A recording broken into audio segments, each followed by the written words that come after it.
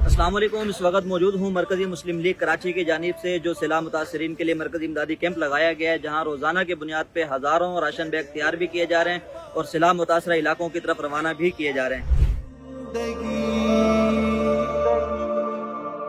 मेरी खिदमत इबादत है, इबादत जिंदगी मेरी, दुआ खिदमत का एक पल है, यही है सरखुशी मेरी। मरकज़ी इमदादी कैंप के अंदर रोज़ाना की बुनियाद पे मुख्तलिफ शोबा जात के जो हमारे हैं भाई वो आते हैं, रज़ाकाराना तौर पे अपनी खिदमत अंजाम देते हैं। कभी आपने देखा होगा उलमा की हमारी टीम थी, इसी तरह स्टूडेंट के थे, इसी तरह यूथ के। आज जो हमारे इस कैंप के अंदर मौजूद हैं रज़ाकार, वो स्पेशल पर्सन हैं, वो सुन भी नहीं सकते, बोल भी नहीं सकते।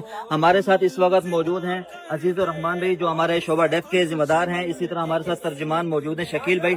इनसे हम तर्जुमानी के तौर पे मालूम करेंगे कि शकील भाई ये बताइएगा मालूम करके कि इस वक्त कहाँ कहाँ के भाई मौजूद हैं कैंप पे।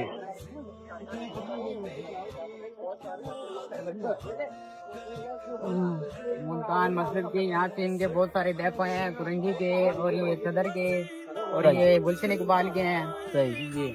ये आज हम आए हुए हैं, इनके पास आई, इन्होंने कहा यानी कि अजीज भाई बता रहे हैं कि कराची के मुख्तलिफ इलाकों से हमारे पास रज़ाकारान जो आए हैं, इनसे मालूम कीजिए शकील भाई से कि सैलाब मुतासरा जो हमारे भाई हैं वो इस वक्त बड़ी आजमाइश का सामना कर रहे हैं, तो हमारे डेफ के जो भाई हैं उनके इस बारे में क्या तासुरात हैं।